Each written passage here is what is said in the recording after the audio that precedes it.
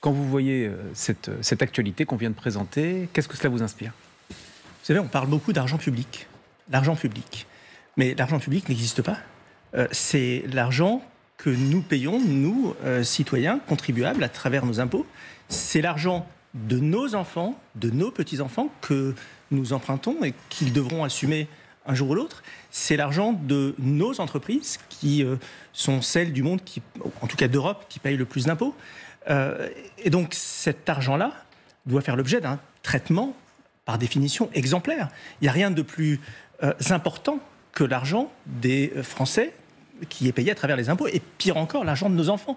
Donc évidemment que quand on a un État qui s'endette de manière telle qu'aujourd'hui la dépense publique représente 57% du produit intérieur brut, de manière telle que les impôts que nous payons dans notre pays, les taux de prélèvement obligatoire sont les plus importants de l'OCDE, avec en face, parce que si en face de ça on avait des services publics irréprochables, on avait une école qui nous propulsait en tête des classements PISA, on avait une défense nationale parfaite, on se dirait pourquoi pas, après tout, c'est un modèle de société. Sauf qu'on n'a même pas ça.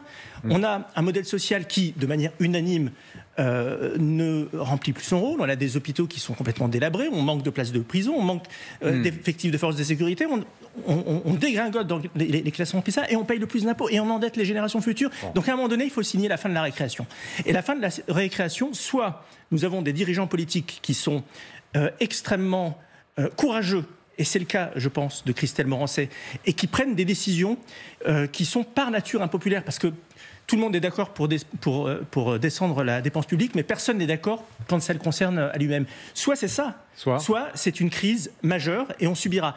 Et vous savez, quand on est chef d'entreprise et qu'on a le choix entre être dans l'action et gérer une situation qui n'est certes pas agréable, et d'un autre côté, gérer une crise et un dépôt de bilan, eh bien, il vaut mieux gérer une situation. Et donc, moi, je crois que les Français sont prêts à entendre ce discours de vérité. Il n'y a pas 36 000 possibilités. C'est soit des réformes courageuses, soit le dépôt de bilan. Alors, pour donner un ordre de grandeur, on parlait tout à l'heure de ce que doivent être les priorités. La priorité d'un État, c'est de garantir ce qu'on appelle des missions régaliennes. L'ordre, la sécurité, la justice, la défense nationale.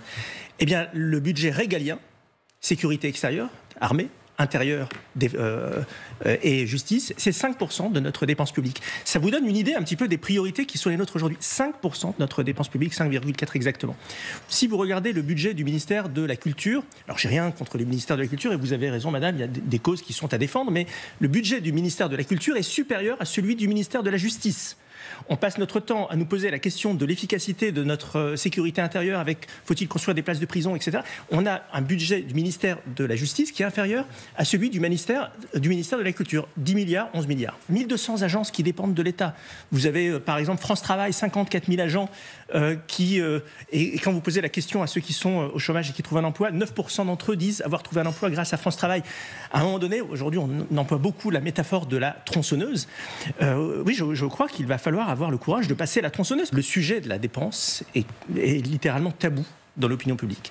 Et tout ça date de 1986. Il y a un péché originel de la droite française qui est devenue socialiste depuis cette date-là. Pourquoi ? Parce qu'entre 86 et 88, Jacques Chirac a mené une politique libérale.